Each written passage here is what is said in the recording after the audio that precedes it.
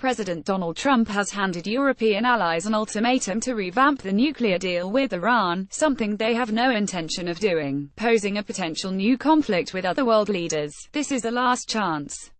Trump vowed Friday in a statement announcing that he'd waived economic sanctions tied to the 2015 accord a final time. "No one should doubt my word," Trump warned that he would scrap the agreement limiting Iran's nuclear program, an accord he has long despised unless European countries join with the United States in fixing significant flaws in the deal. He effectively gave them a deadline of 120 days, the next time he'd have to decide under American law on whether to waive sanctions. While most European leaders were silent Saturday, those who reacted were unhappy with Trump's approach. Operating under an ultimatum leads to nothing. Luxembourg Foreign Minister Gina Selborn told Welt am Sonntag in Germany. Abandoning the nuclear deal with Iran will not lead to more stability but rather would endanger world peace. Miscalculation. Russia's Deputy Foreign Minister Sergei Ryabkov said Trump is signaling that the decision to withdraw from the multilateral accord is already made or is about to be made, which he called one of the U.S.'s largest foreign policy mistakes, one of the largest miscalculations of American politics, according to Interfax. Many European leaders have made clear for months that they agree with international inspectors that Iran is abiding by limits on its nuclear program set out in the deal it made with the U.S. under former President Barack Obama and 5 other world powers. Among Trump's demands are the elimination of sunset provisions in the agreement that will phase out many restrictions on Iran's nuclear program in coming years, and spelling out that Tehran's nuclear and ballistic missile programs should be considered inseparable. The nuclear accord doesn't directly bar missile testing.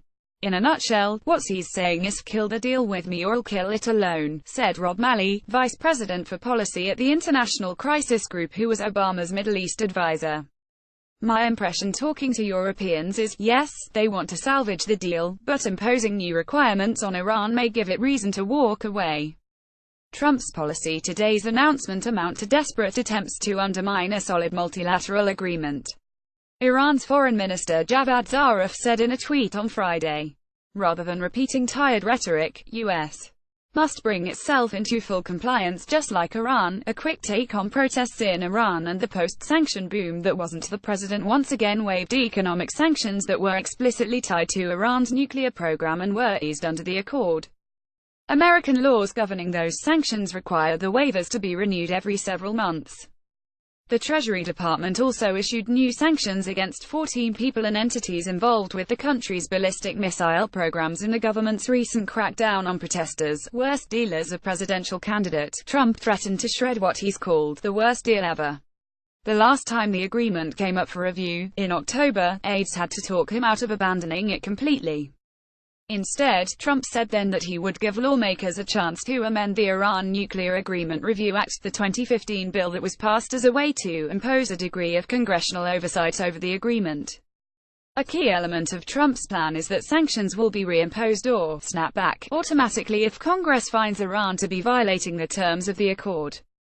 In effect, Trump's proposal calls for American lawmakers to take over judgments on Iran's compliance with a nuclear deal from the International Atomic Energy Agency. I've been warning about this for a year that Trump is serious about walking away from the deal, and people like me who want to fix the deal and not collapse it have to get our act together and get it fixed because there are fatal flaws, said Mark Dubowitz, chief executive of the Washington-based Foundation for Defense of Democracies, who has advocated for Iran sanctions and helped Congress write them.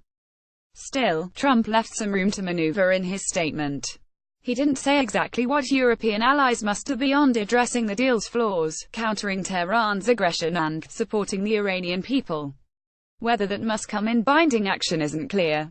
Discreet talks. The U.S. has been holding frequent, discreet talks with European leaders about what's next regarding the accord, which Iran reached with the U.S., Britain, France, Germany, China and Russia.